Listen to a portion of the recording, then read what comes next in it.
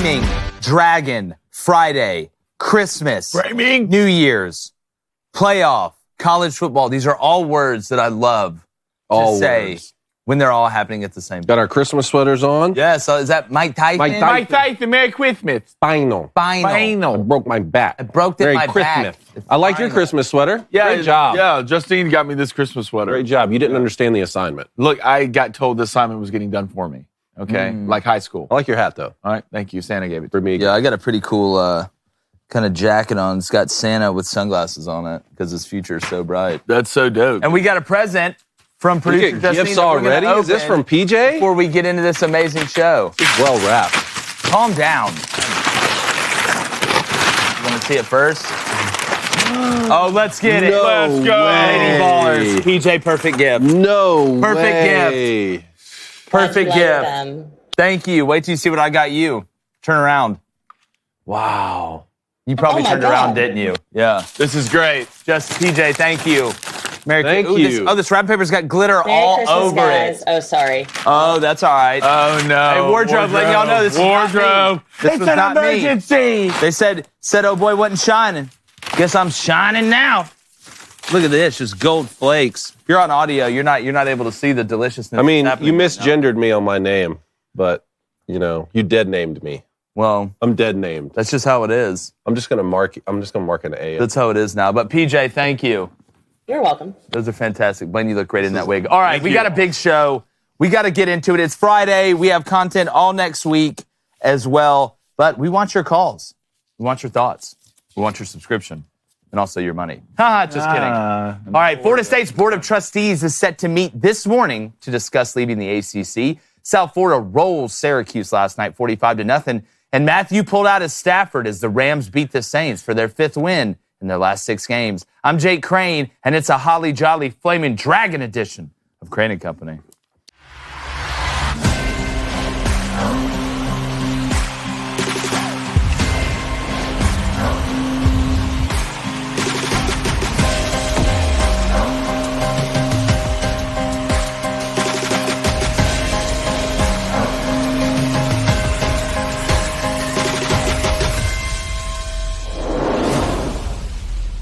If I'm Florida State, you can bet your bottom dollar, little orphan Annie, that I'm getting out of the ACC as fast as humanly possible.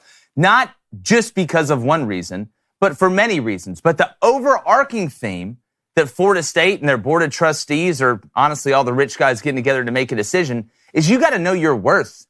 You have to know your value. So you mean to tell me on one hand, the ACC, and whether you're Florida State, Clemson, Miami, Virginia Tech, North Carolina, it doesn't matter. If you're a legitimate player in college football in a legitimate brand, being $30 million below Big Ten teams from a revenue standpoint and below SEC teams isn't sustainable in the first place. But you basically just got told by the College Football Playoff Committee, who, by the way, the chair is from NC State that's in the ACC, that the Atlantic Coast Conference is the kids' table during Thanksgiving. You're just a little bit better than the group of 5. And some people say, oh, well, Florida State's not going to get left out of a 12-team playoff. Well, if an ACC team goes 13-0 and wins the conference championship, they're not going to get left out of the 12-team. But best believe if they'll leave you out of the 4 spots to get into the playoff when you're undefeated, they'll leave you out of the 10th spot if it's close. They'll leave you out of the 11th spot, and they'll sure as hell leave you out of the 12th spot as well. So I don't blame Florida State for getting together and wanting to pull the plug. Now, when it comes to the grant of rights, I'm not a lawyer. But I do know lawyers find a way to find a way. So when it comes to the grant of rights with the ESPN contract that doesn't run out till 2036, if I'm Florida State, I will find a way. And I don't blame them. And I don't think they're the only one. And if you believe that Florida State would make these moves without knowing if there's any interest from the Big Ten or the SEC, there's some beachfront property in Kansas I can sell you for a price that will blow your mind. Let's bring in another guy that blew a lot of minds. In Statesboro, Michigan, now doing it in the sports media game. My good friend, David, a.k.a. Davida Cone. Yes. And, of course, it's Flamin' Dragon Friday, so you know who's sitting to my right. This is Flaming Dragon! You bow to your Flaming Dragon! Bow to your sensei. That's exactly right. 1.5.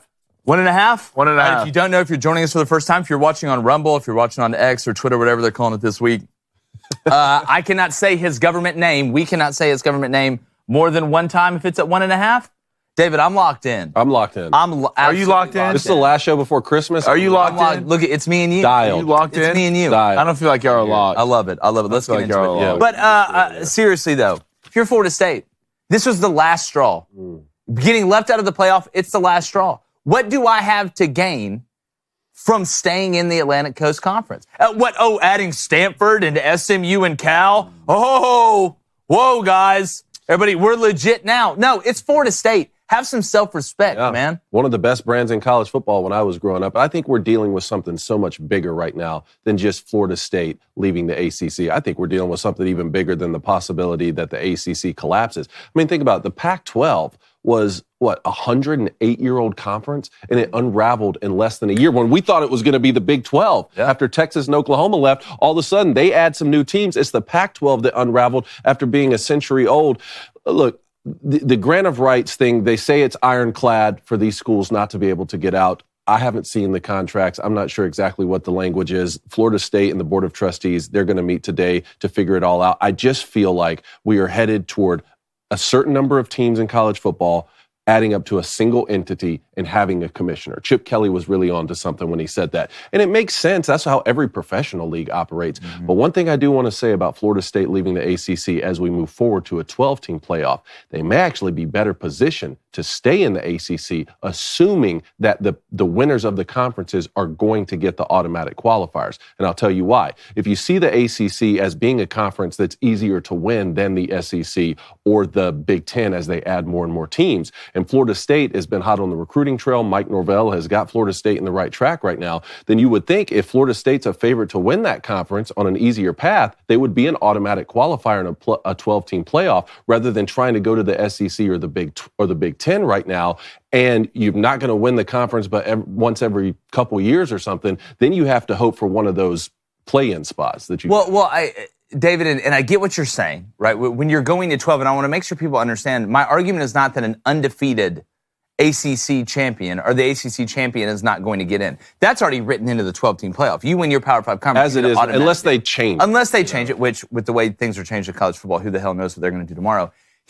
I'm looking at it from a elongated standpoint of, obviously, if you win the conference, you're in. But you look at Miami and the way they're recruiting with Mario Cristobal.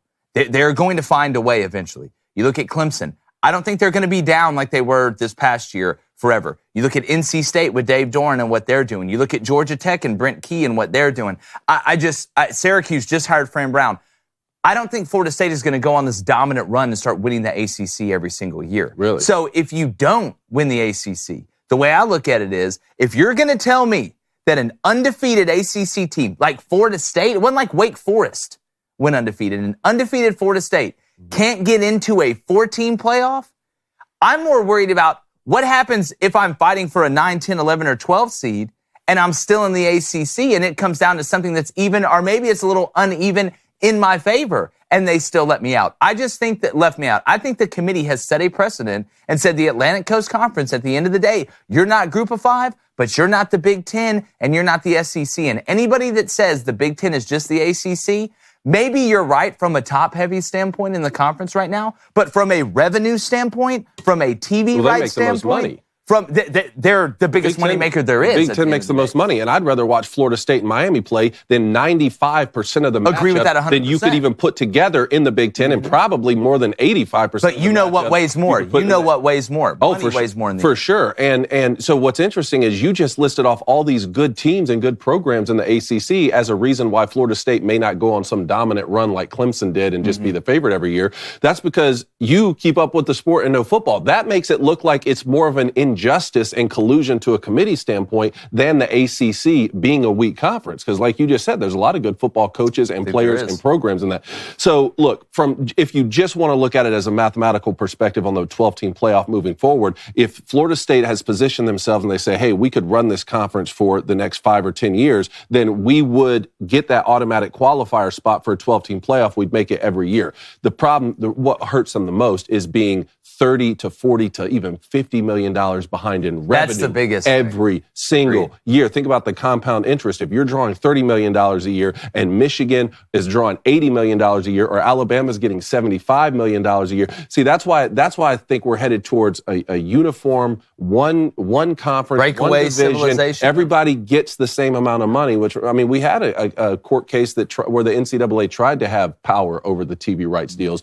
That was struck down. The conference happened, so now the SEC can get 75, the ACC can get 30, and guess what? They're both getting paid by the same entity, ESPN. I think it's going to be one conference, maybe even two, but you have several different TV providers, just like the NFL does, bidding on the games and the matchups. It's an interesting conversation. Flaming Dragon, what do you think? It's about money. That's what it comes down to. It's all about money. If anything, if FSU, do you go independent? You just go independent. Just be independent. From a 12-team playoff standpoint, does that hurt you worse? I mean, you look at Notre Dame, they have to thread the needle a lot more not having that conference championship game. I don't think going independent's the move because, first off, what are you doing in the rest of the sports, right? Like, this isn't baseball. We've seen Oregon State maybe decide to go independent in baseball. That's kind of a different animal when you have regionals and so many guys getting into the postseason. But if you look at Florida State, Miami's in a conference. Florida's in the SEC. UCF just joined the Big 12. USF just won a bowl game. It seems like Golich is turning them around there, even though USF's in the group of 5.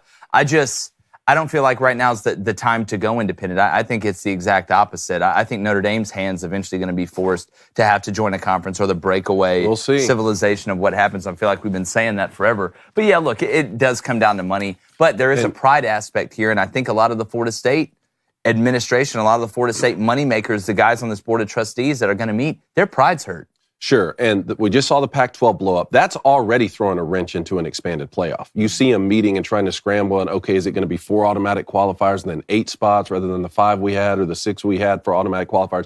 If the ACC collapses as well, the expanded playoff is in jeopardy next year. Yeah, it's going to be interesting to see how they move with the moving parts. I mean, it's just like life. It's a game of adjustments. But we want to know what you think. The phone lines are going to open up 7:15 a.m. Central. I know a lot of Florida State fans I want to get in on this. I know you guys are still 13 flavors of pissed about what happened, and you should be. But can we make you feel better? Maybe you bet on Florida State basketball playing Winthrop tonight. They're an 8-point favorite. Maybe you're betting on some NHL, like the Preds got a big win last night. Yeah, they did. Maybe it's some NFL, right? We're going to talk about Matt Stafford and the Saints and against the Saints last night. But wherever you bet, however you bet, there's only one solution that is the best, and that is DraftKings Sportsbook.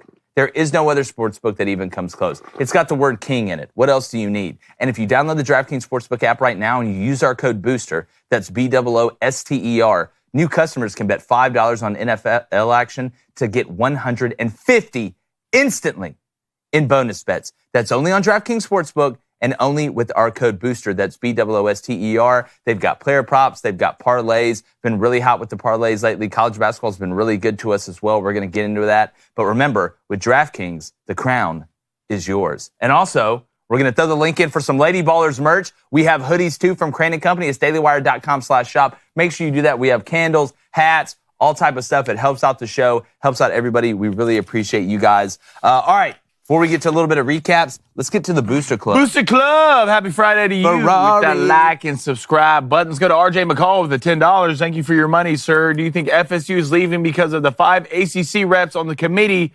screwing them out of the playoffs? It's multiple reasons. I want to make sure everybody understands. I don't think it's one big thing. If it was going to be one big thing, I think David Cohn is right. It's the $30 million that you'd be going behind every year that goes from 30 to 60 to 90 to 120. Then all of a sudden, everybody else is driving, a Tesla truck, and you're riding around in a little red wagon with a cool little horn on it and baseball cards in the spokes. All right, that's not what you want. But it's multiple things. It's one, you just got left out of the playoff as a Power 5 undefeated conference champion that beat 2 SEC teams that had him in the non-conference and beat Louisville, even though it was with a backup quarterback that was the top 12 team. You're losing money. That's the other thing, right? You're looking around at the rest of the college football world and the landscape shifting, and you've got Oregon and UCLA and USC going to these other conferences. Who does the ACC add? Oh, no offense. We love Rhett Lashley here, but SMU's not moving the needle, bud. At least not yet. Cal and Stanford, if this was a math test or a debate with Will Ferrell blacking out from old school, we'd have a different story. But it's not. This is football. So I think it's multiple reasons Florida State is leaving, and they should. If I'm 32 years old and I'm paying a mortgage and I have a wife and kids and a family and I'm making a car payment and paying my electric bill and you still make me sit at the kids' table on Thanksgiving and drink sparkling cider instead of this nice fine wine y'all bought, I am going to be pissed. I am going to stand up. I'm going to slam my fist on the table and I'm going to walk out and go to another house where I can sit at the big kids' table. What's the other or house? The adults' table. Is it just without a doubt it's the SEC? No. See, that's people where are talking I'm about the Big 12 right now. I think if you're Florida State, right, and you're coming off a year that you went undefeated, you're as attractive as you're ever going to be right now. I thought at first, I was like, if this is some sort of ploy or play by Greg Sankey and the SEC, if you could ever get out of a grant of rights deal with ESPN, it would probably be by another entity that has a grant of rights deal with ESPN, right? The SEC and the ACC both have deals with ESPN. So if anybody can finagle that, it's going to be the same group of lawyers, basically. You could maybe have some wiggle room and some compromise and negotiating on both sides. I always thought the Big Ten was questionable because that's Fox. And if there's anything that ESPN does not want to do, it is let one of their big players go to Fox, right? That is their rival. That is the other big-time network that they are going up against, ESPN and Fox. But if Florida State, they seem as serious about this as they possibly could be. You've seen Florida State Board of Trustee guys and guys in high places say, you know, we've heard the word ironclad, but we've also heard there's a way out of it, and we'll find a way out of it. So, to me, I think the Big Ten's more in play than what I thought, David, to be honest with you. And if the Big Ten's in play, then the Big 12's in play. The Big 12, I've been hearing the Big 12 as well. All right, let's go to Chad Moreland. Chad, hello. Good Friday to you, sir. It says Florida State should play in their game because you finish what you start, but FSU to the SEC and Notre Dame to the Big Ten is inevitable. Well, here's my question. If you're going to put FSU in the SEC, don't you have to add another team with them to keep it even? Don't you want that even number, or does it not matter now because there's not divisions? It may not matter now that there's not divisions because you already have, 2 bye weeks? You have two bye weeks now? Yeah. I don't know. I'm not. Well, the whole point of getting rid of divisions is to have the two best teams play each other at the end of the year, so we don't have a Iowa versus Michigan situation like we did in the Big Ten. And it's that over a 4-year period, you get to play every team in the conference home and away. Like we finally got to watch Ole Miss play Georgia this year. Seems like 35 years since we've gotten that. And I think that's good for scheduling. But the more teams you add, obviously, unless you add that 9th conference game, which I think they're going to have to, you know, maybe that kind of supplants a little bit. I think that's what they're going to have. But you have to, right? You add more teams, you have to add more games. I don't know about the even number of teams. Maybe you could make it work with odd number of teams. Well, the divisions, I think, is why. The more teams you add without the divisions, the more chance there is that you're not going to have a true champion at the end. The worst, no one wants to see a coin flip deciding a tiebreaker to see who goes and plays in the game because certain schools didn't play each other and there's a head-to-head or something. Like, no one wants to see that. Friday Night Lights situation. I don't want to see that. Let's go to the Rumble chat. Let's go to Steve Go Vols. What's up, brothers? What's the over/under for years for FSU bolting from the ACC? Well, I read today that this is not going to be an instant process. Mm-hmm. This is not going to be all right, well, you're out now. Right? This is going to take time. So is that a year period? If they find a way, this is all under the assumption, I know what assuming does, y'all do too, that they find a way out of this. Because I do know you have to pay like an exit fee. It's like 3 times. It's like $120 It's like $120 million. I don't think Florida State's doing that, buddy. So is there some sort of escape hatch that you could get out of there immediately? I don't think so. I think this unless all the teams band together. COVID. Oh. Well, you're talking about like unionize. COVID. You can say COVID and get out of it. You can like unionize get out of the ACC. But that'd be like, hilarious. is there a chance that this is just all talk and everybody just goes back to work on Monday? I mean, I remember just a couple weeks ago when Michigan Jim Harbaugh got suspended by the Big Ten, and I was hearing from very credible sources, Michigan's leaving the Big Ten. They're having conversations. They're going to entertain. It wasn't a week later. A couple weeks ago, you may have been right. But I think after Florida State got left out of the playoff, I think that's the straw that broke the camel's back. And I don't think it's just for them. See, this is my whole point. Florida State is the one that got left out. But don't think for a second that Mario Cristobal in Miami weren't looking at that Brent Pry and Virginia Tech weren't looking at that Matt Brown in North Carolina and Dabo Swinney. Now, would they have done it to Clemson? Do you think if Cade Klubnik would have got hurt, they'd have left an undefeated Clemson out? I don't think so. Just because of the trust factor the last few years? Just because of the trust factor. They say no recency bias, but there's no real parameters they go by. That's crazy just because, like, Clemson is, as far as, like, the the length and the history of college football, Clemson's the new kid on the block. I mean, For Florida sure, State has been the brand that has like driven that conference. No, and I know, and they won a national championship in 2013. Would they have left Clemson out? Because if you think that they would have left an undefeated Clemson out for Alabama, then Clemson's got to get out. I'm trying to get out of the ACC. But Alabama wasn't going to get left out. So in that scenario, guess who's not getting in? Texas. They would have ignored. You think they would have put Clemson in over Texas? After they left out an undefeated Florida State I disagree. team, I think anything is possible. There was no way the SEC champ wasn't getting in. It was either going to be Alabama or Georgia was going to get in. See, I think Texas would have got in over Alabama because of the head-to-head. I think they would have used. I think they would have. I think they would have ignored it, and we'd be having the same conversation right now, or we'd be having a similar conversation. Talk about upset. But when Bill Hancock, the executive director of the college football playoff, came out, the first thing he mentioned was the injured quarterback and the backup. But then he made it a point to say, and Florida State's strengths of schedule was weaker. I'm like, than the 4 teams that are ahead of them. Well, then I definitely got to get out of the ACC. If you thought that Michigan's strength of schedule was harder than Florida State's this year, I get it. You finished with 2 top 10 teams in the last 3 games. It was back heavy. I get that. But Florida State took the chance of opening with LSU and beat them worse than Alabama did. Yeah, and did these guys not watch the games? They went on the road to Clemson. But see, that makes me want to get out of the ACC even faster. So I can play this whole ACC schedule, go undefeated, beat 2 SEC teams, and still not get in? But that would be if the 14 playoff still exists. It's going to 12. But David, again, if you're going to leave an undefeated Florida State out of the 14 playoff, you will leave a 1-loss Florida State out of the 10th seed or the 11th seed. I firmly believe you set a precedent. Which is the problem. We have too many subjective metrics. We need to do away with the committee. That's what we've continued to say. All right, let's move. I'm with you. Or you know what? Build our own committee. The committee of extraordinary even if we gentlemen. did it, even if the 3 of us did it, like someone was going to be mad in that scenario. Yeah, someone's going to be mad. They're wrong. We're right. Yeah, they're wrong. 100%. They would. And you know who else thinks that? That same committee back there. They're laughing right now behind closed doors. Do you think they care that Florida State got left out and they're undefeated? They're laughing. They're going to make a bunch of money. That's without a doubt. We would never do it for money, David. Never. Ever. Never sell out. Not us. I love your Christmas sweater. Thank you. Yeah, it's great. All right, let's get into a little recap here, David. Oh, let's do it because, man, the Rams sure beat the Saints last night. And what'd you hit? Puka Nacua, first-time touchdown. Puka! I've come to the realization that I'm the best first touchdown better of all time. Listen, I always try and keep you in check, right? But I got to admit, I mean, this is really impressive, dog. I really appreciate it. Like, I mean, it's really, like, I tweeted out yesterday after Puka scored, because you can go back and look at the tape all the time. Blaine's called the first touchdown score. This one was at plus 850. You hit what? That's one? Because I was just about to write it, too. I was pulling this out to write it. Always me. I saw him. He was on a roll, and I was going to write it down. But anyways, I'm back locked. I'm dialed in. You hit Laporta the other day, too, right? Yeah, I hit Sammy, too. Yeah, plus 1,100. But what's crazy about that one was it was 4th down. Yeah. Sean McVay went for it on 4th down. At what you got to risk it. At what point? And I tweeted this out yesterday.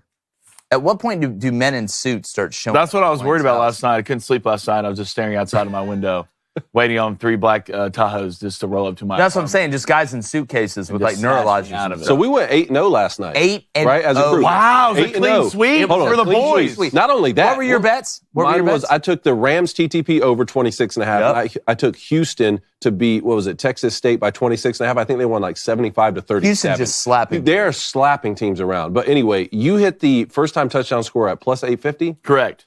And the over. The over at 46.5. Okay. I had the Rams TTP over, which I wasn't feeling good about early, but they hit. Ace hit the Preds money line at plus 105. They beat the Flyers, by the way. And he hit, God, what was his second bet? Oh, he had the over, too. He had the over in the Saints-Rams that hit. I hit Troy -3 last night, and I hit,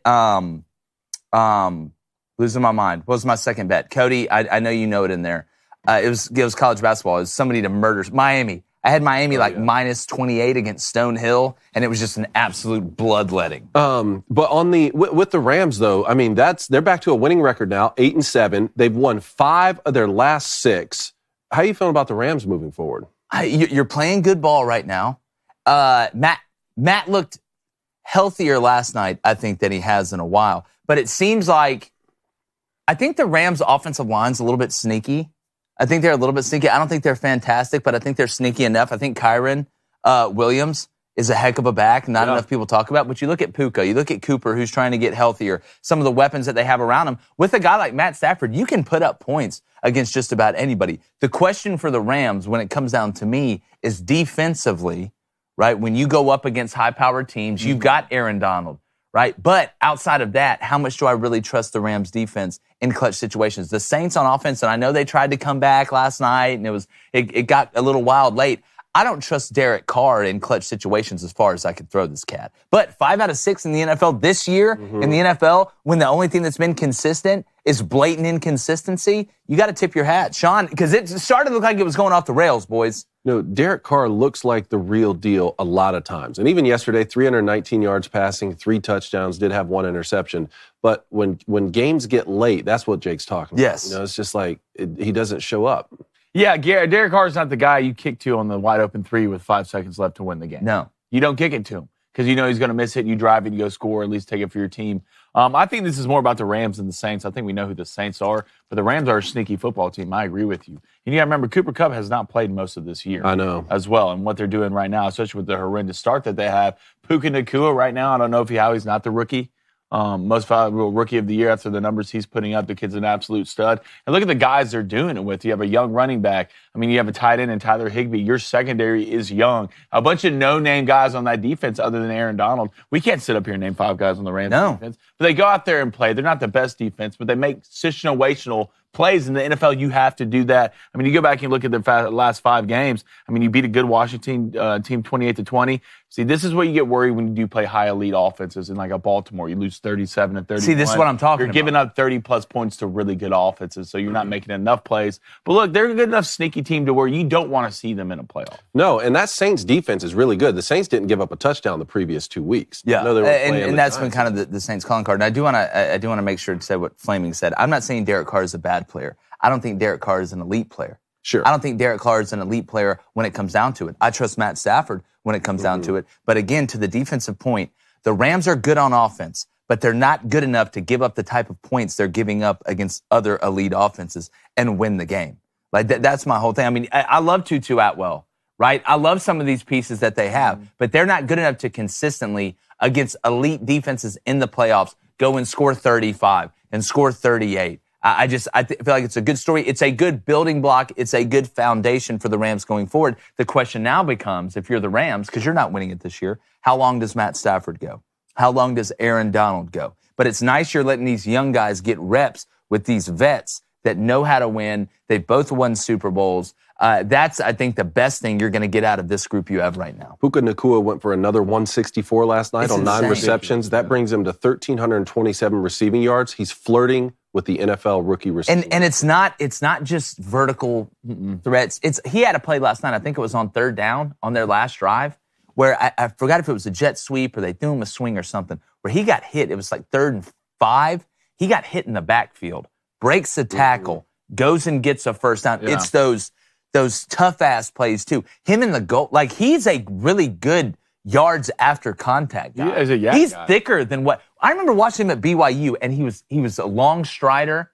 He was good laterally for a longer guy. He looks thicker to me right now than I ever remember him at BYU. Well, he's just good at everything when it comes to a receiver, right? There's not a thing you can look at when it comes to him. It's like, oh, well, he's bad at that. He's blocking. He's one of the best young blocking wide receivers in the league. Yeah. His bag's deep from a route running standpoint. He has great feel when it comes to option routes, and he has great hands, and he knows how to adjust to a ball, a flight path in midair. Like you see that one thing that's really good receivers. It might not be the biggest, not might be the strongest, but they can adjust to a ball quickly in midair and anticipate where it's going to. It's like rebounders. Yeah, some of the best rebounders aren't exactly the tallest guys out there. Obviously, it helps, or the biggest or the strongest. It's nuance. Drew Timme from Gonzaga. Why was he such a good rebounder? Rodman. Anticipation. Yeah. Dennis Rodman. It's a gift. All right, let's move on. South Florida just beat the brakes off Syracuse, man. I don't think Alec Golesh is getting enough credit. Nothing, man. I don't think Alex Golesh is getting enough credit for what he did with this team.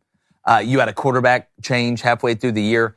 I will say Alabama beats this South Florida team, which is not a bad team, with a lacrosse player at quarterback. That's pretty impressive to look back at now and say. But South Florida, I think Golesh should. I don't know if he's won any Coach of the Year awards, but what he's done, I'm telling you right now, they're coming down there at South Florida. And this isn't, I'm not talking about the days of Matt Grothe and JPP and all those guys. I watched South Florida come up and kick Auburn's ass and Jordan Hare and end up being ranked number 2 in the country. So I know South Florida can cook when they really get going. But it seems like Golish, that team has an identity. It's fun. He came from Tennessee, bringing that mindset offensively. They ended up having a really good year. And look, Fran Brown, I mean, it just got the job at Syracuse. If you're a Syracuse fan, yeah, be upset about it, but you got to put this one away. I mean, was he coaching? No, I don't even think he coached in this game. But there can be no association with what happened in this bowl game and Fran Brown. I think he's going to be fine. But Alex Golish in South Florida, congratulations. That was the ass beating of a lifetime. All right, let's move on. I want to talk about these negative reviews that came in because a guy's son transferred. Do we have that up there right now? Okay. Yeah. Can I set the scene? Set the stage for this. So, Oklahoma is now officially a part of the SEC. You want to know why? Because the slogan is "It just means more." Now, is this right? No. Do I agree with this? No. Is it funny? But is it the most SEC thing ever? Yes. I mean, you had a dude from Bama poison a tree, okay? So this isn't as egregious as that. So an Oklahoma player got in the transfer portal and transferred to Missouri, all right? Caden Green, an offensive lineman. So what did Oklahoma fans do? They went to his father's Yelp page or whatever, who's a State Farm agent, and left 1-star reviews. It's a Google review. His Google reviews. They left 1-star reviews because his son, not because of anything he did professionally, not because of any insurance situation, but because his son transferred from Oklahoma to Missouri, you got a bunch of 1-star reviews. So he commented on it. His father, Reginald, who's the owner of this page, said, "Stop it. Don't do this because my son chose to enter the transfer portal in football. You live in Texas and have never done business with my office. This is a really bad look for the Oklahoma fan base. Be better." So, 2 things. 1, not cool. Not cool. No, it's not. But apparently a bunch of SEC fans went and started giving him 5-star reviews. No way. Apparently, Well, hey, we'll come help. Yes. But second off, Oklahoma, I'm not mad. I'm just disappointed. But I also understand welcome to the SEC. Okay, so now I didn't know that last piece of information. So when they go and they scrub all these 1-star reviews later because they were fake, are they going to scrub the 5-star reviews too from the other SEC? You can't scrub 5-star reviews. Can't scrub 5-star reviews. You can't triple stamp. You can't triple stamp a double stamp. I know You can't that. triple stamp a double stamp. So you're just going to leave all the Yeah, you leave 5-star. It's collateral you take damage. The other ones down. Yeah. It's a little And now CD. you got 100. And all of a ratings sudden you find out Reginald actually started this. Yeah, Like, and he's behind the whole thing. Deep He's fake. playing 4D chess. Deep fake. Isn't this the type of thing you go into your kid's room? Deep fake. You go in your kid's room and you discipline them, then you go downstairs and laugh about it.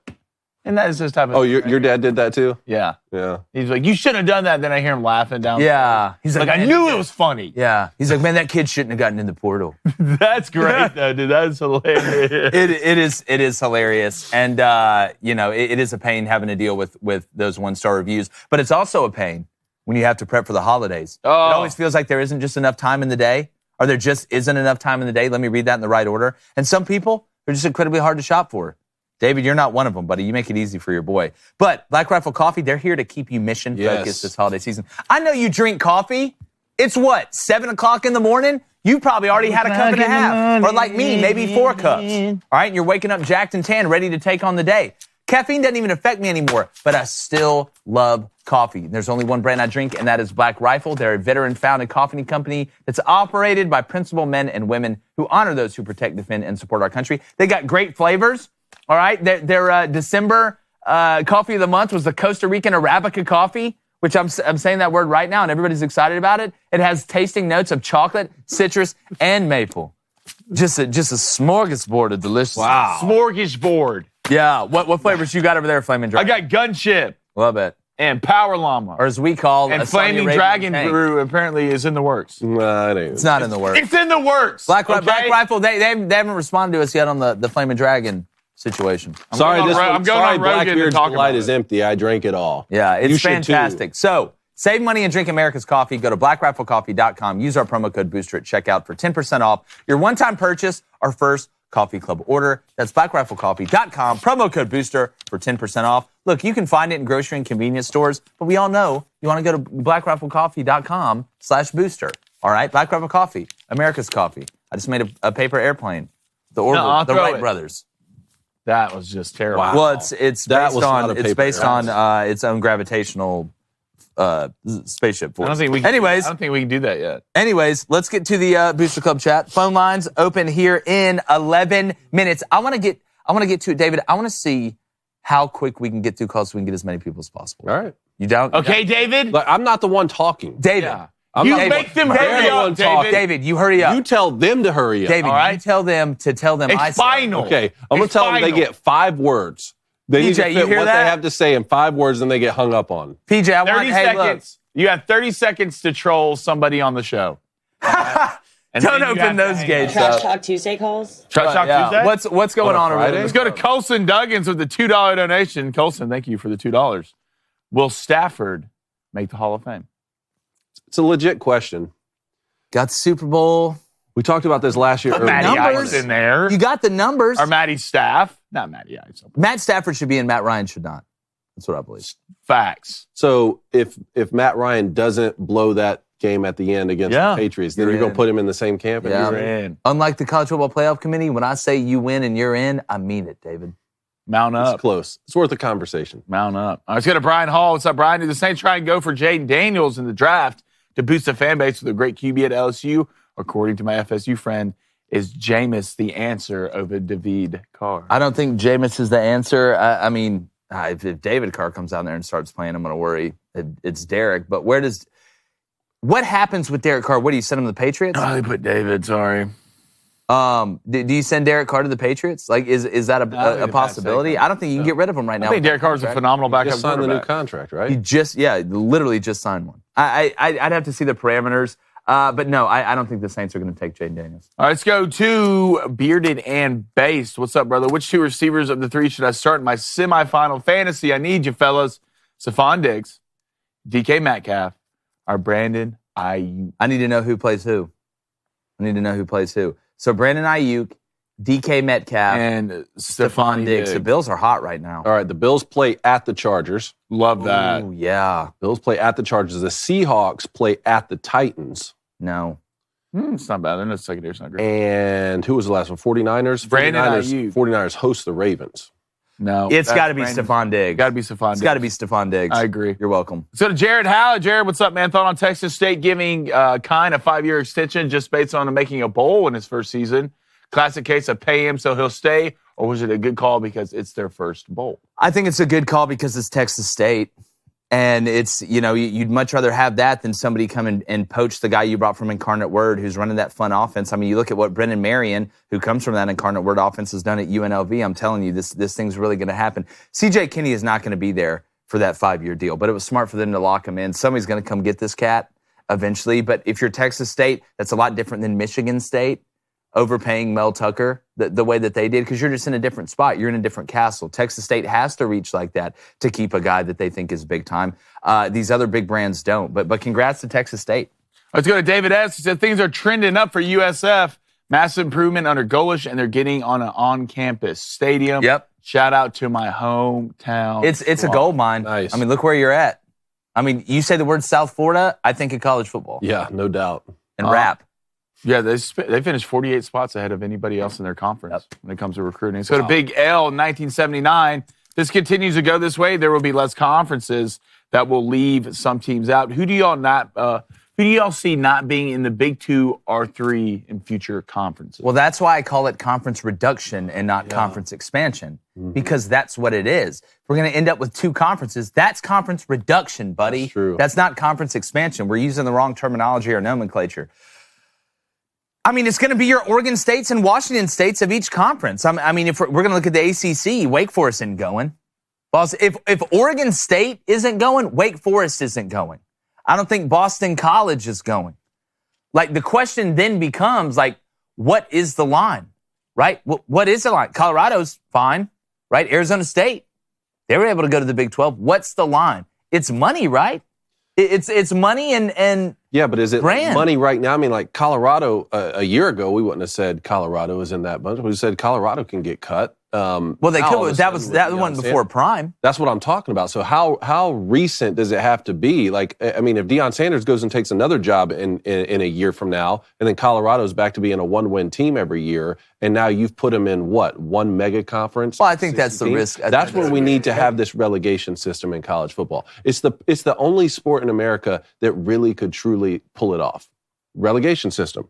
You're the bottom tier. If you could figure out the payments of the non-conference, because if you have a team that gets relegated, and we have our relegation graphic. I thought it was fantastic. The biggest question was, how do the payouts work? Sure. At the end of the year, if you could figure out saying, all right, listen, our athletic department went from last year, man, we were in the SEC making, $60 million a year, to now we got relegated to the Sun Belt. We're going to make $37.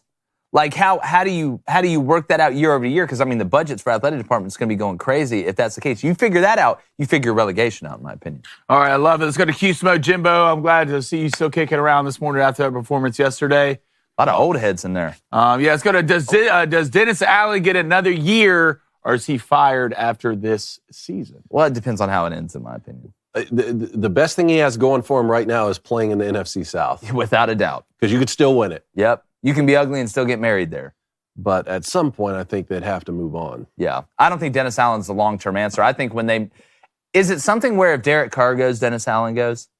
Is even though it's a defense What did he sign, a 4-year deal? I want to say Derek Carr? 3 or 4. Derek Carr signed a 4-year deal, I think. It's 3 or 4. I don't know, man. I just don't feel like Dennis Allen, you can put in, they just don't play complimentary football. 4 years, $150 million. God! And is this year one of that? Yeah. Yeah. That hurts me. Let's go to Silent Owl Scribe. What's up, brother? Florida State will leave the ACC. Then where will they go? SEC doesn't want them. The Big Ten doesn't want them. And the Big 12 is on the same level as the ACC. How? Well, I think they'd all. No, how do you know the Big Ten and the SEC really doesn't want them? Like, we don't know that. Florida State's top 5 in TV viewership. Yeah, I'm just telling you right now, this whole nobody wants Florida State, it's just not true. The playoff don't want them. Well, outside of that is very true. But if I'm the Big Ten, it would be so weird to see Florida State in the Big Ten. You would have in the state of Florida a team in the SEC, a team in the Big 12 in UCF, a team in the ACC in Miami, and a team in the Big Ten. You'd have a team in every power conference in the state of Florida. That's how you take over. Yeah. Like, has anybody put that together? I just put that together if they go to the Big Ten. That'd be hilarious. You'd have every corner covered. Maybe that's the play. Hell, I don't know. All right, let's go to Christopher Jordan. What's up, man? He says, love promotion / relegation. Would that also work in the NFL if 4 more teams were added? I mean, I think it would work easier in the NFL because, the money's similar. Like, the way you have it structured, it's easier. You're not going from making this amount of money to an egregious amount compared to the next year. I think it'd be a lot smoother, and it'd be easier because you truly are one entity. Now you're in different divisions, but you're truly one entity. I think that'd be easier. Here's put a little perspective here. Florida State was 15th in television viewership in 2022.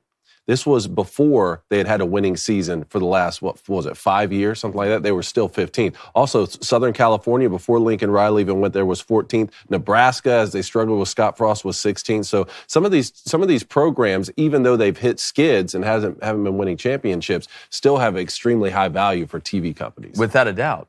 All right, let's go to That's Showbiz. He says, let's be honest, fellas. It's all heading towards one mega conference. Well, I'm down with the breakaway, like you said. Why not? Breakaway, take the Power 5, right? Take the big dogs. And it's not every Power 5 team that I think would go. I think there'd be some left to the dance like we were talking about. Break it away. I'm fine with it. Break it away. Let's put some guidelines on this NIL situation. Let's button this bad boy up. Right? And I know it's going to take time to create uniformity throughout. That's fine. I'm down with waiting as long as the final product's good. I'm good with the breakaway. It's the only natural conclusion to this thing. Everything else has just been a Band-Aid. I remember I had breakfast with Coach Lloyd Carr years ago. After I got done playing, we had breakfast together. He said this was what was going to happen. Yeah. He said we're going to move to fewer and fewer conferences that are mega conferences. Yeah, at the time I thought he was crazy, but I mean, that's what's happening. Yeah. Well, there's a ton going on. We're going to continue to follow it. Obviously, make sure you hit that subscribe button, hit that like button. But between Christmas, bowl games, and the NBA, there's a lot to be stressed about. All right? And when you bet as much as we do, you're always stressed. That and lack of sleep can cause those pesky under-eye bags. You know what I'm talking about. But the good news is you never have to worry about that when you have Genucel skincare. Whether you're male, whether you're female, doesn't matter. And from now until Christmas, Genucel's most popular package has a special discount just for our listeners and viewers. That's at Genucel.com/booster. That's GENUCEL.com/booster. The Booster Club sells them out all the time. It's a fantastic product. Treat yourself and your loved ones to the best skincare in the world. It makes a fantastic gift. They can get it to you there quickly. If you have forehead wrinkles, fine lines, skin redness, or even sagging jawlines, they'll disappear right before your eyes with Genucel's most popular collection. I mean, Cone was Jeff Bagswell underneath his eyes before he figured this one out. Now he's Craig Biggio, just out there slapping the ball the other way. It's a double machine. And they promise immediate effects. You'll see results in less than 12 hours guaranteed, or your money back. Plus, included in every most popular package is your free hyaluronic acid serum for skin hydration to restoration. All right, Christmas came early this year. They sent stuff to everybody in the office. We've all used it, but we've been using it. We know it. So go to Genucel.com/booster to get this incredible holiday discount. And every order today is instantly upgraded to free express shipping. That's Genucel.com/booster. Check it out today. You've got skin in the game. Largest organ in your body. Science rules. All right. Keys to victory. Keys to victory. All right, let's go before we get to It's Mid, because it's back, baby. It's back, Keys to victory. First one, Troy, 11-2 this year, is going to take on Duke, 7-5. Duke's head coach is gone. Duke's quarterback's gone. How's it going to play out? Well, Troy's head coach, John Summerall's heading off to Tulane. Excited for him. But a lot of their key pieces are playing this game. Nobody's playing for Duke. Nope. I would say they're all in the transfer portal. Riley Leonard's got to Notre Dame. Waters is gone. Calhoun's gone. I can go down the list. As long as a bus doesn't get a flat tire on the way to the game, I like Troy here. By the way, Troy's got a couple receivers, but they got one in particular that is an absolute stud. If you've watched any football, right, any Fun Belt this year, during the week you've seen him. I believe he's number 2. His name escapes me right now, but he's an absolute stud. The key to Troy is you just can't lose the game. Go out there, play clean, play your style of game. Duke needs you to help beat yourself, basically. Troy just needs to play clean, play through themselves, finish out a hell of a year. Gunnar Watson, 3,300 passing yards this year, 2017. Young Gunnar. 5 interceptions. Look, if your name's Gunnar and you play quarterback, I believe in it. Yeah, very true. And a really underrated group this year was Troy's defense, man. Absolutely solid from the D-line all the way back to the safeties. I think they show up in this game. I don't think this is enough. Troy 6.5, 7. 6.5? I don't think it's enough. I think you could play this up to almost 10.5 if you want to bet Troy. I like Troy big in this game. All right. Let's go to James Madison, 11-1 on the year against Air Force 8-4. Remember, James Madison wasn't supposed to be playing in a bowl. There weren't enough teams to fill the bowl spots. Now they get their shot. I think they're going to come in hungry. Well, I think they will too, even though Kurt Signetti's gone to Indiana. Congratulations to him. I like the way he handles his business. But James Madison wanting to finish on a high note, just like I was talking about with Troy. Air Force was such a weird team. I thought they were going to go undefeated first 5-6 weeks of the year. Watching them play with Larry at quarterback kind of fell off a cliff. You know, they lost that game to Army once the Army got healthy. The key for James Madison is the key whenever you play a triple option team. Stop the dive. Yep. Stop the dive, you stay alive. That's how you defeat the triple option. And I don't think Air Force is good enough on defense to stop James Madison and McLeod when he gets going, the way he can create out of the pocket. And he's just clutch, man. Just clutch. I know they lost that game against App State, but at the end of the day, I mean, they made the plays to get themselves back in the game. It seems like every time they need a big play, they come through. They're an absolute wagon all year. I like James Madison in this game. I love Troy to cover. Jamie's what, -1.5 right now? It's somewhere around there, maybe -1. Believe so. So I think it's -1.5. I like James Madison, but stop the dive. Close game. It's going to be a close game. I think Air Force shows up to play, but I think James Madison's got a little bit more talent. Yeah, it's one guy. A little bit too. more talent that makes some big plays down the stretch. Give me James Madison and the boys. All right, let's talk about Utah against Northwestern. Utah, we know they went 8-4. Cam Rising didn't play this year. Northwestern out of nowhere goes 7-5. This is the Las Vegas Bowl. Yeah, I do want to say Nate Johnson, their backup quarterback. We saw him some during this year. Saw him against Florida. He transferred to Vanderbilt. Nice pickup, really, for Vandy. Wow, that gives him. I know Mike Wright was kind of in that same vein. Could run. The kid's got to become a better thrower. But goodness gracious, he electric running the ball. I mean, and of course, Vandy's going to have a problem at quarterback with a guy running around just stressing everybody out. Can't wait for that. I tell you what, Northwestern, Coach of the Year. I mean, Pat Fitzgerald gets let go because they allegedly turned the lights off and put masks on and started dry humping each other, whatever it was. I don't know how you come back from that like they did because they're not super talented. This isn't some great roster. This isn't what we've seen with Northwestern in the past where they had a couple DBs that were absolutely locked down and just tried to build everything around that defense. Ben Bryant, who transferred from Cincinnati, ended up working out at quarterback. I like Utah's -6.5, I believe is what I saw last time. I like to buy this up to Northwestern plus 7.5. I think Utah wins, but I think this Northwestern team has found a way to overcome their lack of athletic ability, right? I think they understand who they are, right? They understand how to utilize the clock to their advantage. The key to Northwestern, to me, is you've got to keep everything in front defensively. You've got to make Bryson Barnes go 8, 9, 10, 11, 12 plays. You can't give Utah free scores and put your offense, which is not explosive, behind the 8 ball, and all of a sudden you're just going to try and run power and play action and beat Utah. I don't know how many opt-outs Utah has on defense, but they got some cats running around on that defense. And Northwestern's going to struggle to score. I really like the under in this game, to be honest with you. I think it's at 44.5. But if I had to take a side, I'm going to buy up Northwestern to plus 7.5. Well, I mean, what was that Badger humping? The real question is, what was Northwestern humping? Yeah. All right, and I think that was the last 5 teams on their schedule. There's something going on in the Big Ten. He said that they were. What was Northwestern humping? And Flamin' Dragon said the last 5 teams on their schedule. I mean, what are you doing? You're winning games in multiple ways, right? You drop a 45 piece against Illinois, right? And then you almost beat Iowa. That's funny. You almost beat Iowa. We are laughing. 10-7. I'm not picking against these guys. Give me Northwestern. I like it. Money line. Wow. Money line. Well, we'll see that in locks, leans, and dogs, I think. All right, last one for tomorrow night. Coastal Carolina, 7-5. Grayson McCall, where's Grayson McCall transferring again? NC State. NC State, that's right. Coastal Carolina is going to take on San Jose State, also 7-5, in the Hawaii Bowl. First off, both teams win. Yeah. This is a great bowl to go to. This is like going, oh, hey, you're going to the Playboy Mansion Bowl. Like, oh, dang, who are we playing? God, man. Sucks.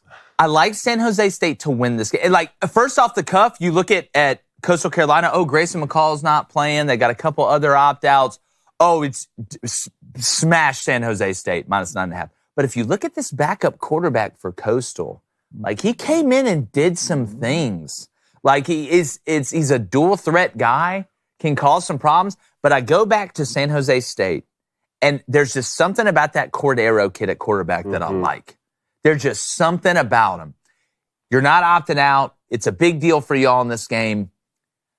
I like San Jose State to win, but I like the over in this game. I don't want to touch the side. If I had to touch the side, I would take San Jose State minus the 9.5.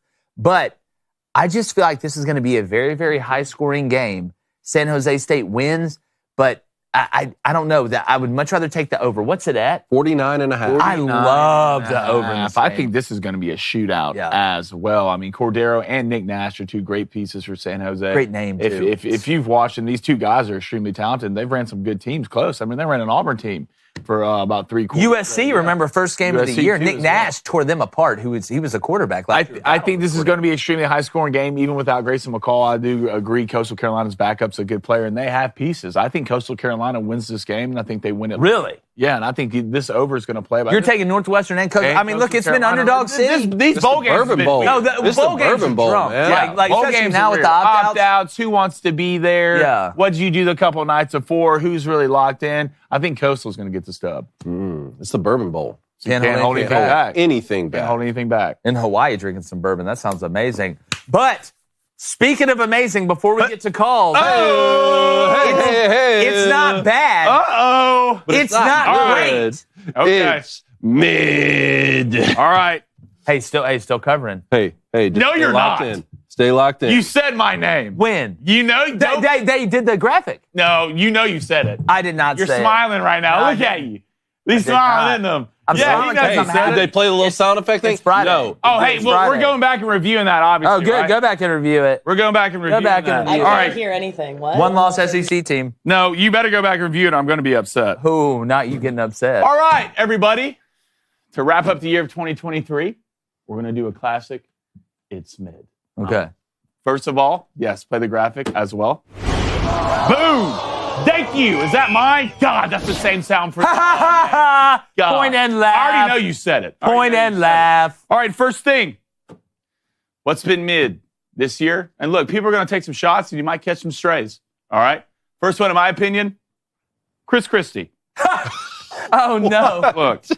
Not pudding, but. I'm going to be honest, all right? If you can't control your health, you can't tell our military what to do.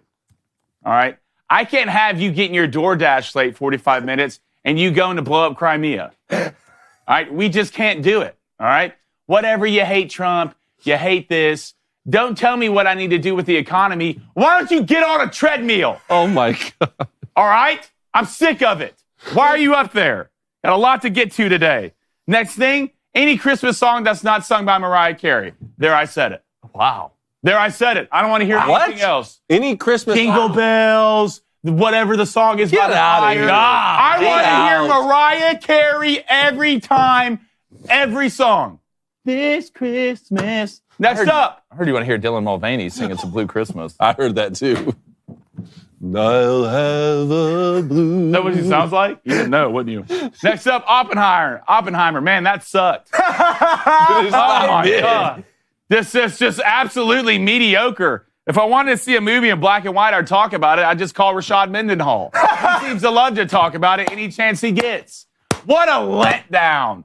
What an absolute letdown. All right? And one we always got to talk about, because we're not going to get it for another show, is your New Year's resolution.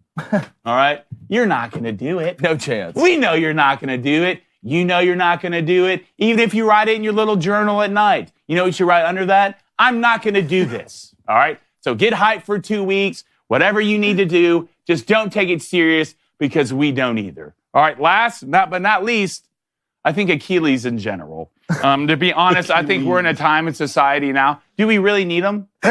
Do we really need them? Why do I not have robot legs? All right? Why isn't this a Will Smith robot arm situation? They're starting to take people's careers. All right? I can't go out and play flag football or softball. Aaron Rodgers, whatever, who cares? But everyone's trying to be like me, and I needed to stop. All right? Another one, Auburn football. Oh. And it look, all right? I didn't expect us to do great this year, not win 9 or 10 games. We have to learn how to lose games correctly. All right? We have to just lose. Don't make it a dramatic show.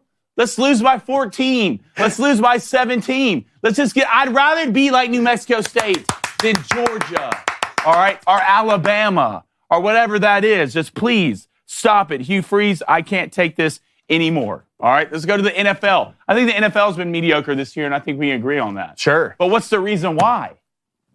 A lot of reasons. Is it average quarterback Achilles. play? Achilles Because is. a 6'2", 200-pound white kid from Iowa is leading the MVP? No, it's not. You know why? Chris Christie. Taylor Swift. Wow. It's because Taylor Swift and Travis Kelce are ruining the NFL. Are they? All right, Travis Kelce, your numbers are down. I wonder what changed. Huh? I wonder what changed. I think this the place where you go get... No, we don't need Guantanamo Bay. All right? Just put Taylor Swift with a bunch of her fans and Travis Kelce trying to give me the vaccine, and that is hell. Ladies and gentlemen, one thing I do want to say, Booster Club, y'all have been phenomenal this year. Yes. We love y'all. We couldn't do this without y'all. Not mid. And I hope y'all have a blessed and awesome Christmas. That is, it's mid. Well done. Yeah. Thank you. Nobody's safe. Yeah. Nobody's safe. I feel like you went after Christmas music as a whole there, though. I didn't, not Mariah Carey. Yeah, well. There's a lot There's of no B. that. There's no B, Mariah Carey. There's no B. All right. Let's throw locks, leans, and dogs up here real quick. Just real quick before we get to calls. Got a little time.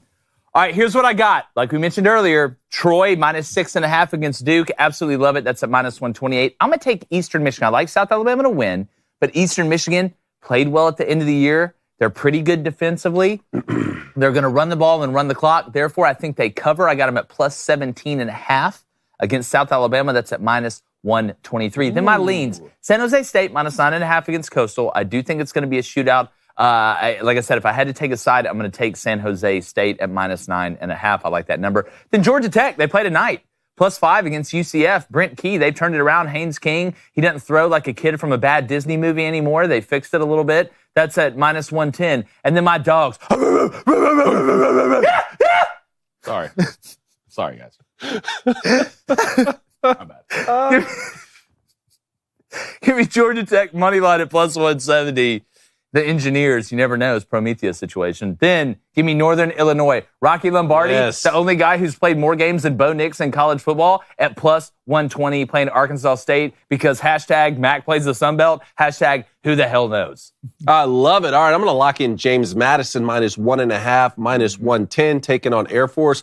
Everybody told him you can't go to a bowl game this year. Then they get to slide into a bowl game. I think Belo break cage. I think Belo get this. Go ahead and give me Utah minus 6.5 as well. Congratulations to David Braun, everything that Northwestern has done. But hey, this is Kyle Whittingham's bowl in Las Vegas. Give me Utah. UCF, I'm going to take the opposite of you. I'm going to go minus 5 against Georgia Tech. I hate to do it. That's my home state. But give me the Gus Bus minus 5, minus 110. I like the Troy as well. I'm leaning Troy minus 6.5. You can get that at minus 128, even though, I don't know, man, you got me gassed up. I might just go ahead and take them at plus money. Doesn't matter who we buy are. That thing. What matters is Georgia State money line on the dog bets plus 120. I think Georgia State can go in and beat Utah State. Could be an interesting game there. What are you thinking? You like Northern that? Illinois? You ride the train? Can we be bet buds? Yeah. Can we be bet buds? Also, don't say his name. You're right. They already Northern said Illinois, my Rocky name. Lombardi. They made a trophy after your granddad, or however, whatever you're related Go back to. I don't and even know if find. they're related, to be honest. said it But Gotta plus be, 120, right? gotta be. Give me Northern Illinois and the plus money there. I feel good about it. All right, Flaming. All right, let's do this. Troy Trojans minus 6.5. We're hot. I think the boys are going to do it. Give me Arkansas State money line. I think we're going to be more prepared for this game from a mental standpoint. We're ready. Pre-breakfast was great. Pre-lunch was great. We're talking brunch. Before we're supposed to eat stuff, that's how you know we're locked in. All right, let's go to leans. Where am I leaning? Let's go to JMU money line. That's minus 125. I think the big boys take care of business here. Then Utah State. Who they playing today? Huh? Georgia State. Definitely. Georgia State's definitely going to lose this game. You give me Utah State. I think they're a better football team. I don't know how you can look at this game and pick the other team. I don't think you know about football if you do. This is my Tucker face. All right, let's go to dogs. All right, give me Northwestern money line plus 200. Turn on the lights. What's that humping my leg? All right, then give me Coastal Carolina plus 280. Give me the dogs, boys. I think Northwestern's never going to get over this thing. You're never going to stop. It's like Jonah Hill says in Superbad when they talk about, oh boy, you peed your pants in second grade. Can't get over. Don't forget. Can't get over it unless you get out from under it. That's exactly right. That should be on a pillow. Wow. All right, let's get to calls. Here's the thing. Calls. If you call and the line's busy, we're going to try and roll through these so we get as many people as possible on a Flaming Dragon Friday. Who do we got first? Well, we got Jan in Lubbock first. Jan, you're on a shot clock here. This is what Jake says.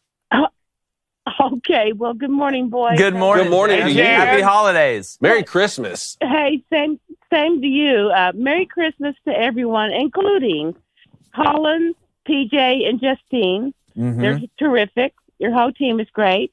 They're the best. I think the mid was hilarious today. Except I have a new thing for you, Flaming Dragon Santa. Yes, Jan. LeBron is mid. He will be. And as we say in Texas, he's all hat, no cattle. That's exactly right. Have a hat that says Get after it, Jan. Get after Tell it. the guy in a hat right now all about it. You know what, Jan? You're right. I'm thrilled about Texas Tech. I think Joey Mack did fantastic. Yep. And I think that Grant is going to come in our basketball team. We've got the batter in the pan. I hope we could put it in the oven and bake a really big cake this year. Look. But Merry Christmas. I love you guys. Enjoy your taking the calls. And even though you make me get up early on my retirement years, it's okay. So have a happy new year, and I'll look forward to speaking with you next year. Jan, we love you. Thanks so much. You were fantastic this year. Obviously can't wait to talk to you next year. We appreciate you. Thanks for getting up with us. And yeah, Joey Mack and Texas Tech. Got to have the players. Let's go. Big National Signing Day, baby. Congrats on that, Jan, and Merry Christmas. Jan, I brought that up on the show. By the way, I got to give Mo Bama a shout out. She sent in some of this low-quat jam from Houston. Speaking of Texas, Mo Bama, we love you, girl. You know want that. some of that. Or as Blaine says, Mo Bamba. I want some of that from Mo Bamba. Oh, that reminds me. Louisville. Are you saying that for the bingo card? Yes. Flaming Dragon! What is that? What's getting played right now? You just said Blaine. Yeah. I did? No, Jake. When? Whoa. That's number 3, to be honest. We're going to really talk about it You on just said here. as Blaine says Mo Bamba. Oh. I did say it earlier, though. Oh. I was looking in the review and I couldn't find it. Yes, Louisville for the bingo card. Yeah. Oh, the bingo card. What about Louisville? Louisville. There you go. Louisville. Bingo card. Steve, there you go. All right. Well, yeah. So the show's over, basically. Locked in. So Thought y'all y'all were locked in, boys. Man. Nah, because I want to hear what Smoking Gator has to say in Tampa. Easy $50. Gator, what's up, man? Change my name to Gator. Happy Flaming Dragon, guys. What Happy a great Flaming Flaming Friday, boys. Yeah, it is. Just phenomenal. Great. Another It's the best week. day. Another week. I mean, it's not even at this the point. I'm going to best start putting day. it like 3.5. This is the best day. Shut up! Well, all right. Before I talk about what I want to talk about, I just want to say that Jake and Flaming Dragon, if I ever hear you guys bark like that again, I will personally drive up to Nashville and throw you guys a bunch of dog treats when you come out of the DW building. Yeah, sounds like great. Dogs, It's a you're Paw gonna get Patrol. treated like dogs. Wait, I'm a dog. That's trust me, that is not a deterrent for them. That's No, like you're actually, I want to do it more. Yeah. But listen, guys, I may be Smoking Gator, but today I want to talk about my Tampa Bay Buccaneers because as of right now, they're the only football team I cheer for that does not make me want to drown myself in rum. And that's bad if that's the case with the Buccaneers. Because every time I watch them, I feel drunk. Dude, it's so crazy because beginning of the season, I predicted us to go 7-10, and we seemed to be dead middle of the season. We were 4-7 at one point. Well, now we've won 3 in a row. We're atop the NFC South, and there's a legit chance that we could actually go 10-7 or 9-8. Now, granted, if we do win the division, which we probably will, if we do, we're going to get demolished in the wild card round, but we can cross that bridge when we get there, But Baker Mayfield and Mike Evans, they've been a great tandem. Rashad White has been balling out lately. And guys, let me ask you this. If Antoine Winfield Jr. is not the best safety in the league, then tell me who is. Because He's off nice. the top of my head, He's top 2. Is he a free or strong? He's a strong, I think. I don't know if he's a free safety or strong. I can think of like a couple of games off the top of my head where the momentum completely shifted in our favor because of Antoine Winfield Jr. He has been playing like a man possessed every single game. And then lastly, gentlemen, let me just conclude with this. I just want to say thank you all so much for a great year. Y'all have been a blast watching, listening to. All the agreements, all the disagreements, all the times that y'all drove me crazy with your Florida Gators takes, which sadly you turned out to be right. But anyway, you guys have been great overall, and I just want to thank y'all from the bottom of my heart, and I'm looking forward to another great year of listening to you guys. David, we Thank appreciate you, it, buddy. Thanks so Appreciate much, it. man. Dave. Hope you have a fantastic holidays, Christmas, New Year, all that yeah, stuff. And appreciate you, man. You're one of the Part of the highlights family, of the show, Dave. man. Thank You already brother. know that, Thanks buddy. for calling in, and Merry Christmas. Hey, to you. right now, Baker Mayfield, 3,315 yards, 24 touchdowns, 8 interceptions. Jalen Hurts, 3,330 yards, 19 touchdowns, 12. When you just make the Got a lot of Heisman flack House on the show commercials, about Baker Mayfield. good things. Yeah. Got a lot of flack about old BM. Well, my whole thing was Give you him love time. Baker Mayfield, Give but him you dog Kirk Cousins all the time. Like that's That's true. Well, yeah, because everybody hates Kirk Cousins. No, Yeah, not they- everybody hates yeah, they Kirk do. Cousins. Yeah, they I do. mean, y'all are Everybody torn does. Achilles. Everybody brothers now, does. so Everybody does. All right, let's go to Matthew in Arkansas. Matthew, what's up? What's up, boys? It's the Heartbroken Hog here. What's up? What's up, dude? Dragon Friday. What a Yes, great sir. win today. Great win today for the squad. great win today for everybody. Great win today for everybody. Well, I want to ask y'all 2 quick things, actually.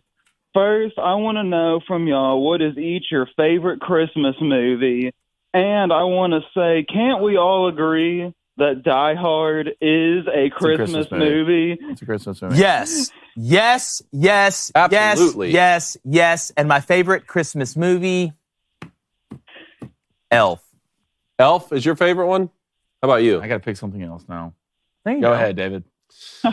Man, I'll tell you which one I watch every single year without fail is Fred Claus. I just love Vince Vaughn. Vince Vaughn's hilarious. But obviously, I also watch Home Alone every year without fail. I heard a Home Alone theory. I want everybody to vibe with me for a second. Mm-hmm. And if you go back and watch the movie, number one, what does Kevin's dad do for a living? Oh, yeah. Have you seen that cat? You're taking the whole family, 9 people to Paris, and you live in that house? Yeah. What do you do, bud? Second off, they said that Kevin is really the dog. It's like you're watching it through like the dog who thinks he's part of the family. Remember, they leave him on the trip. He's got to guard the house. Look at the way the camera work is. Kevin is actually... But why would they come back, though? Kevin He would need thumbs. is the... Don't ask questions.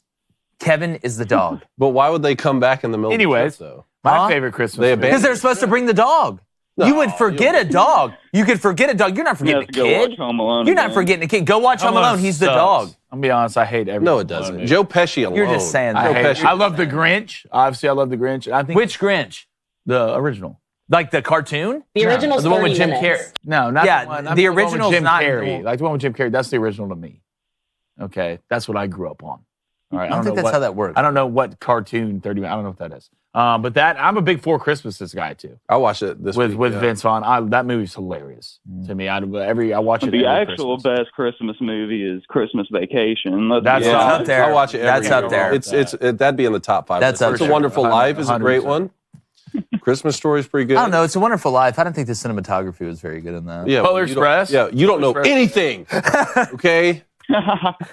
I can't get Polar Express. Heartbroken Hog. Thanks, buddy. Have a great Christmas. Happy holiday. Let's See you, hope Sam bud. Pittman figures it out, bud. Yeah, love y'all. Have a Merry Love you. Christmas. Merry Christmas, brother. See you, bud. All right, Nate in Michigan. Nate, what's up? Nay. Hey, how's it going, guys? What's up, bro? dude? Hey, I just wanted to wish you guys a Merry Christmas, and especially to my favorite host on the show, the best host on the show, the former quarterback from Michigan Wolverines. Oh, man. I thought you were going to say me. Jake plays running David, back. we told your dad to stop calling in the show. Yeah, David, why does your dad keep It's calling so in? weird. Dad, I can't wait to see you for Christmas. Nate, we appreciate that, buddy. Yeah, so I wanted to touch on two things. So, one, Jake and Flamin' Dragon, I feel for you and your Auburn fandom because I also root for a team that is renowned for blowing late leads, especially a very famous late lead in the Super Bowl, the Atlanta Falcons. Oh, see, you're a So- true fan. You're a true fan. Of the angel. I made the Atlanta Falcons Oh, hype yeah. video that year, too. Yeah, that's why y'all lost. The last year in the Georgia Dome. Hey, it's the last time they made a Super Bowl. They hadn't made a Super Bowl since I made the hype That counts video. for something. I hadn't seen the Falcons call I can do the recently. dirty bird. You know, we get some love. Jamal Williams. Yeah, That's dirty true. bird. Yep. All right, Nate, Yep. look, before you go, give me a little hope here, man. We're going to beat Alabama or what? Oh, yeah. We're going to beat Alabama. And You convinced me. well, I wanted to say one last thing. So I got living up in Michigan, right? I know more Michigan State fans than I do You got to move. Michigan No Wolverines. way. You got to move then. Yeah. So you're a Michigan And- State fan? No, I'm a Michigan fan for sure. Mm-hmm. No, but with the whole Michigan, especially the sign stealing allegations, like I listened to you guys, I started listening to you guys right around that time, and I was hearing the truth that you guys Yeah. were speaking on it, and I've tried to share it far and wide, and all the guys that I know at Michigan State fans just like, oh, they're all Michigan biased, blah blah blah. So what's something I can say to solidly end the argument in either a I'm done with you or hey, you're right? I would say at least during Michigan's phone calls, they're trying to get other teams' plays, not make a play on somebody else. But that's just kind of a Mel Just Tucker wear a joke. shirt that Hey. says 49 to Hey. nothing. I like that. I would say this, I like that one. obviously it's easy to accuse David of Michigan bias. I would just play what he said about Ohio State and the tattoo gate and all the stuff that's gone on there. He's been very, very even about how he's kind of adjudicated these situations. Us too. I mean, we're all fans of somebody, but I'm harder on Auburn than anybody, right? And I don't do that so people can say, oh, he's not biased from. If Auburn does good and I think they do good, I'm going to say they do good. I want them to do good. I'm not afraid to say that, but when they do bad or do stupid things or do things I don't like, I'm going to say that. You got to be able to call it out. But anybody who tells you they're not a fan of somebody or they're afraid to say who they're a fan of, to me, that's cowardice. Yeah, look, our very first week at the Daily Wire, Juwan Howard, the basketball coach from Michigan, slapped an opposing coach at Wisconsin. And I said, hey, that's a fireable offense. Like, without a doubt. Off of Juwan Howard. It's just, I can't sit here and watch college football for 7 years, make fun of Jim Harbaugh as being the goofy guy who can't win the big game. And then all of a sudden overnight, he has a couple successful seasons. Yeah. He's the biggest villain. Nah. Well, Nate, I've watched people steal signs. I've been in the business. I did it for almost over a half decade at Division I level. I know that people steal signs. Again, steal, observe. Yeah. You're observe. Like if teams want to run a no huddle offense, right? Here's the trap. If you want to run a no huddle offense and you want to have your entire offense look over to the sideline to get the next play from the coach, then you are doing something on the field that another team can observe, right? You can either use a wristband, you can huddle up, you can get the play from the sideline. There's all those sorts of stuff that you can do. Teams are obviously going to got to crack the code to win the war. Yep. Yeah. Anyway, appreciate it, Nate. Appreciate it, Nate. The Japanese were going to attack Midway. That's true. That's true. Merry Christmas and go blue, brother. All right, we got 2 callers from Seattle. I wonder if they're next to each other. Combined. They might be. Let's start with Jared first. Jared in Seattle, what's going on? What's up, Jared? Hey, what's up, guys? Just want to let you guys know that I understood the assignment, so I'm going to kind of run through this fast. I always love Jared calls. But I just want to give a shout out to my wife. She's already given me one of the Christmas presents, and it's a complete sports grand slam. So I'm just going to run through it real quick. Hit me with it. We're flying to Dallas on the 29th for the Cotton Bowl because I'm a Mizzou alum, so got to support the boys. Then the 30th, flying to Arizona for the Arizona Bowl for a little MAC versus Mountain West action there. I love it. The 31st, we are going to New Orleans to see LeBron versus Zion. A couple free. God, you're Carmen Sandiego. Wow, God, dude, your wife's just doing it right. I think that's the only game I'm not going to be wearing my Booster Club merch at because we do have to kind of go out and do the New Year's Eve thing afterwards. Understandable, totally understandable. God, Zion just won't stop eating. Yeah, he just won't stop eating. Man. Those Zion some Funyuns down there or something. It's not good. Yeah, I might see him eating a couple beignets. We'll see. I think he's turning into a beignet. Yeah, literally is. That sounds dope, man. 2 bowl games and an NBA game. Come on, now. Yeah, they were gonna finish it off with the Sugar Bowl before flying. You're going to the Sugar Bowl, Jared. You got to get your wife on here. Goodness on gracious, so we can give her props, man. We know who the real MVP is. Best wife ever. Was she the mayor of something? Yeah. Goodness gracious, the mayor of Funtown. I just want you guys to know because I'm definitely gonna tag you guys in pictures wearing the Booster. Please do. Man, you can't make fun of Gonzaga anymore after what his wife's doing. No, I'm afraid to even bring it up. I did give Drew Timmy some love earlier in the show today. Come on. But man, congrats, brother. That's going to be awesome. Jared, how you feeling about the Sugar Bowl? Before you go, quickly, who you taking in the Sugar Bowl? I'm taking Washington in the Sugar Bowl. I've been big on them all year, just how you have been. Definitely think that offense is. I think they have like the next level gear, which I just think means like no matter who they're playing, they're going to be on pace to score a little bit more than them, and the other team kind of has to keep it up. So we'll see. I think Washington's defense has done a good job of just doing enough the entire season. They haven't always been good, but they've always done enough. So we're going to keep that going. I can't wait for I like the over. I like the over, Jared. Michael Penix Jr. against Quinn Ewer, Steve Sarkisian dialing up plays. I can't wait. Thanks for calling in, Jared. Have a Merry Christmas. Y'all be safe traveling. Merry Christmas. All right, let's stay in Seattle and go to peanut butter Ethan. and jelly right now. Ethan, what's up, man? Good morning, boys. Happy Flaming Dragon Friday. Happy Flaming Dragon Friday, brother. So I have a theory on the future of Oregon State, Washington State. I want to get your take on if it would Let's dive in. So do it. Obviously, the big detriment to them going to play at a Group of 5 level would be the athletics department budget, and that's going to hurt them.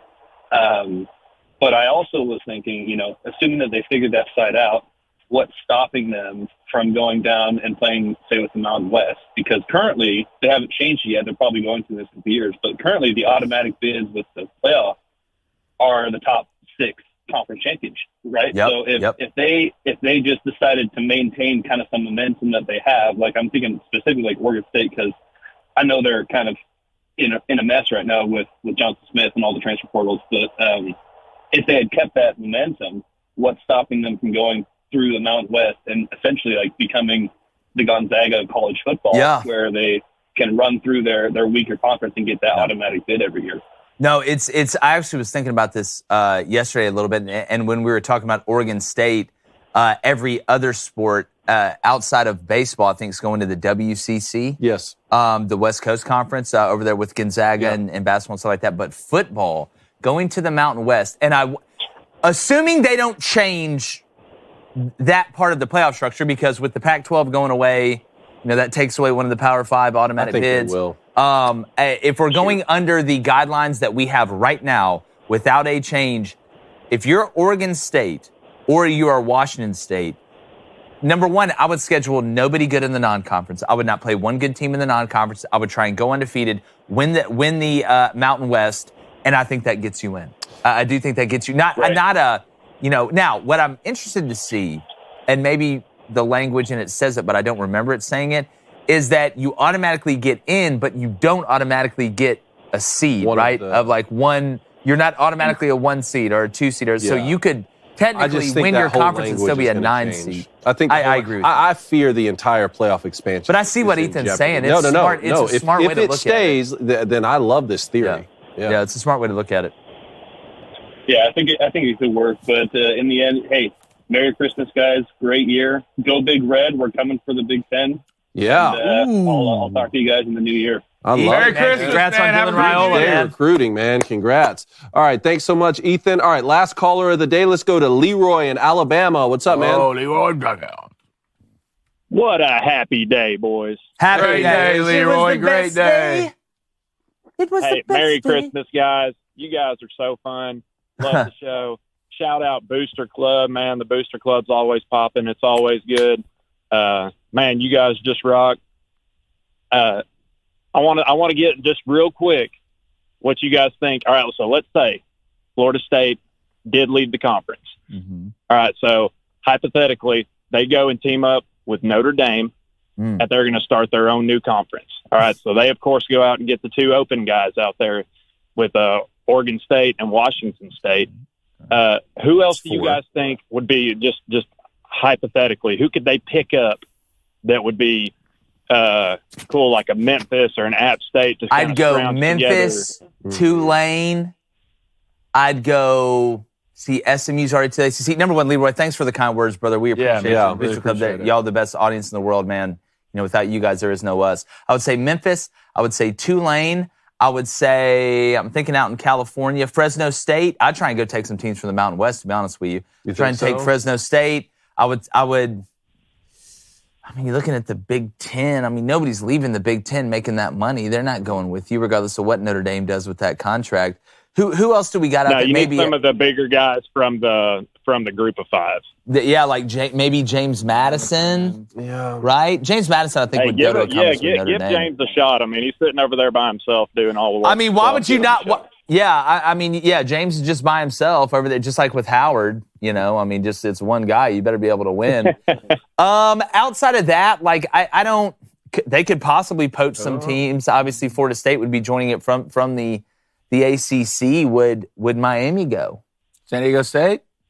I don't think San Diego State would be bad. I'm trying to think of maybe like an up in maybe North Dakota State. North Dakota State. FSU's rivals. Do you go get North Dakota State? Yeah. Throw Georgia Southern in there. Let's go. UNLV. Y'all got Davis Brin got to stop throwing to the other team. Hey, that's just a 1-year experiment. Yeah, that's true. Yeah, I think it would actually be. I think you could actually get a pretty sweet conference out of that. No, you could. You could. For sure. You could. You would get somewhere in between the ACC and the Mountain West. That's where I think it'd be. I just think Alabama and Georgia should leave the SEC, to be honest. And go to the NFL? Yeah. Go to the NFL? It's about time to get out. It's about time to get out. Just go to the NFC South. They're going if Georgia and Bama combined teams and went to the NFC South and you gave them 6 months to practice, they'd have a shot. I agree. I concur, Doctor. But Leroy, man, have a great holiday. Leroy, you're the last live caller of the year, man. Last live caller of the year. How about that? Yes, Merry Christmas. That's exactly right. Catch Leroy outside. How about that? By the way, shout out PJ for these unbelievable pictures as well. Feeling really good. All right. 8-0 as a group yesterday. Yeah. Which means we're definitely going 0-8 today. Yeah. Probably 1-7. No, I got 2 lucky, winners right here. if we catch a break. So listen, I would love to sit here and bet Central Florida and Georgia Tech. All right, but I've got to stay hot. It's college basketball. I'm hot on the trail right now with the round ball. But before I give you these unbelievable winners, our Booster Club bets are brought to you by DraftKings. Download the DraftKings Sportsbook app right now with code BOOSTER. New customers can bet $5 on NFL action to score $150 instantly in bonus bets. That's only on DraftKings Sportsbook with code BOOSTER. Remember, with DraftKings, the crown is yours, King. All right, here's what I got. TCU -2 at home against Nevada. Diamond Head Classic. All right, it's a showdown. Over at 149 is probably not a bad idea either. And then we're going to go a little parlay. Give me Tulsa, because I like what it spells backwards. Give me USF, and give me UAB +9.5 at home against Drake. Yeah, it's one guy. He's a great rapper, but I think you can cover the +9.5. That's going off at +127. David, how you living your life? All right, I'm going to take UCF -5. That's going off at -110. And then give me the UCF Georgia Tech under 66.5 at -108. Wow, you and Flaming are on y'all are bet enemies today on the highest level. That's fine. You got a problem? You ain't coming over. You got a problem? I'm coming over and watching. Fight. Coming over. I got to give you that Alabama shirt. All right. Today, up 12 units on the month. Never shocked, never surprised. Clear heart. Clear eyes, full heart. All right. Georgia Tech, +5.5, -115. I don't think this would be a bad bet to take these guys' money line. I think they're going to keep this game extremely close. And give me the over at 66.5. GT, UCF, points.